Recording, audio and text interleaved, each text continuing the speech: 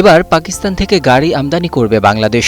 দীর্ঘ ঐতিহাসিক ও রাজনৈতিক টানাপোড়েন অতিক্রম করে দক্ষিণ এশিয়ার দুই দেশের দ্বিপাক্ষীয় বাণিজ্যে এক নতুন অধ্যায়ের সূচনা হতে যাচ্ছে।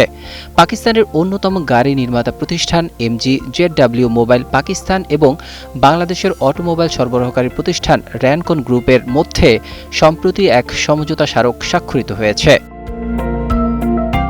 চুক্তির শর্ত অনুযায়ী চলতি বছরই পাকিস্তানে স্থানীয়ভাবে সংযোজিত ১০০টি এমজি ব্র্যান্ডের গাড়ি বাংলাদেশে রপ্তানি করা হবে।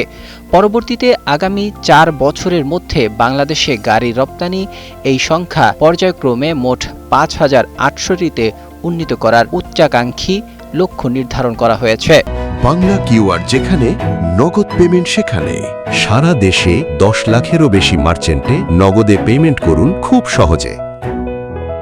পাকিস্তানের প্রধানমন্ত্রীর শিল্প ও উৎপাদন বিষয়ক বিশেষ সহকারী হারুন আখতার খানের উপস্থিতিতে এই বাণিজ্য চুক্তি সম্পন্ন হয়েছে।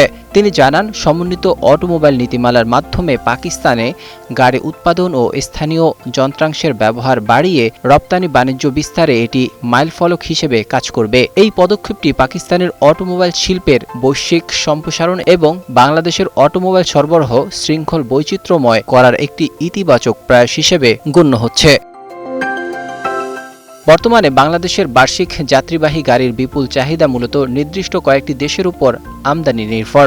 দেশের মোট চাহিদার সিংহভাগ পূরণ হয় জাপান থেকে আসা রিকন্ডিশন বা ব্যবহৃত গাড়ি দিয়ে। এর বাইরে ভারত থেকে আসা কম দামের হ্যাচব্যাক ও কম্প্যাক্ট সেনাট এবং চীন ও দক্ষিণ কোরিয়া থেকে নতুন মডেলের ইলেকট্রিক ও জ্বালানি চালিত গাড়ি নিয়মিত আমদানি করা হয়। এই প্রেক্ষাপটে প্রথমবারের মতো পাকিস্তান থেকে স্থানীয়ভাবে অ্যাসেম্বল করা ব্রিটিশ উৎসের এমজি ব্র্যান্ডের নতুন স্পোর্টস ইউটিলিটি ভেহিকল ও সেডান কার বাংলাদেশের বাজারে প্রবেশ করতে যাচ্ছে।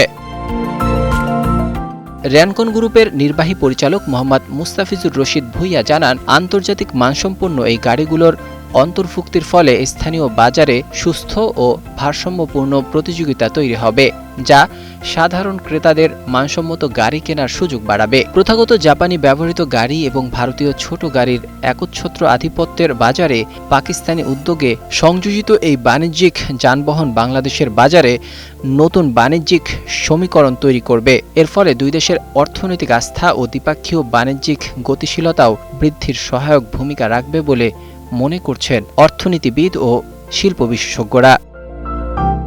Desk report, ২১ television.